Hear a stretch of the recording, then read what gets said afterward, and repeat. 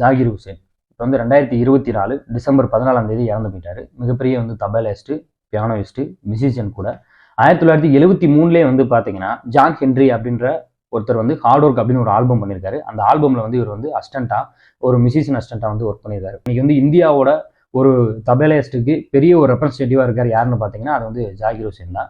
1983 வந்து பார்த்தீங்கன்னா heat and dust அப்படின்ற ஒரு படத்துக்கு வந்து இவர் வந்து மியூசிக் பண்ணவே ஆரம்பிச்சிட்டாரு. அதாவது அங்கே இருக்கக்கூடிய ஆர்கெஸ்ட்ரா பண்ணுறதுல வந்து இவரும் வந்து ஒரு மெயினான ஒரு ஆளாக இருந்திருக்காரு. 1988 வந்து the perfect of the modern ஒரு படம் பண்ணுறாரு.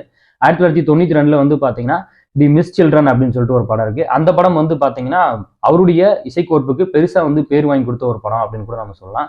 நிறைய விமர்சனங்கள்லாம் பெருசு வந்து பாராட்டப்பட்ட படம். 1988 வந்து பார்த்தீங்கன்னா பத்மபூஷன் அவார்டு வாங்கிட்டாரு. 2002 வந்து பார்த்தீங்கன்னா பத்மபூஷன் பத்மா அப்படின்ற விருது வாங்கிட்டாரு. இப்போ ரீசெண்டாக 2022 நினைக்கிறேன், அதில் வந்துட்டு விபூஷன் விருது கூட வாங்கியிருக்காரு. இது மாதிரி வந்து நிறைய விருதுகளால் வந்து இவர் வந்து இந்தியாவில் வந்து கௌரவிக்கப்பட்டிருக்காங்க. அமெரிக்காலேயே அவர் வந்து இறந்து போயிட்டாரு. நேற்று செய்தியை பார்க்கும்போது எனக்கே தெரிஞ்சு 23 வயதில் இறந்துட்டாரு. இவருக்கு வந்து பார்த்தீங்கன்னா கமலஹாசன் அவர்கள் வந்து இவர்கிட்ட வந்து சீடரா கூட இருந்திருக்காரு. அரங்கேற்றம் அப்படின்ற ஒரு படத்துக்காக அந்த மிருதங்கம் தபேலா வாசிக்கணும் அப்படின்ற ஒரு கதாபாத்திரம் இருக்கிறதுனால இவர்கிட்ட போய் மும்பையில போய் வந்து ஜாகிர் ஹுசேன் கிட்ட கமலஹாசன் அவர்கள் இந்த மிருதங்கம் தபேலா வந்து கத்துக்கிட்டு வந்திருக்காரு. ரீசெண்ட் டைம்ல கூட வந்து பாத்தீங்கன்னா 2017-18 டயத்துல அந்த முத்தமுள்ளன் படம் வந்த டயத்துல வந்து கமல் மிருதங்கம் வாசிக்கிற வீடியோ கூட பயங்கர வரலாச்சு.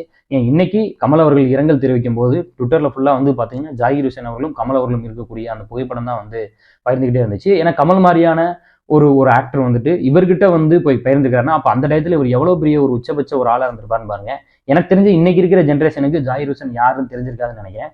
ரஹ்மான் அவர்கள் இவங்க எல்லா பேரும் வந்து இன்னைக்கு ட்வீட் போறதை வச்சு கண்டிப்பா ஒரு வந்து பெரிய ஆளு அப்படின்னு வேணா வந்து அதை அசீவ் பண்ணிருக்க முடியும். இந்த மாதிரி இறுதி காலகட்டங்கள்ல அவங்களுடைய எக்ஸ்பீரியன்ஸை பகிர்ந்துக்கிறதும் அவங்க இது மூலியமா ஒரு 4-5 பேரை உருவாக்குறது வந்து பாத்தீங்கன்னா ஒரு பெரிய விஷயமா இருக்கும்.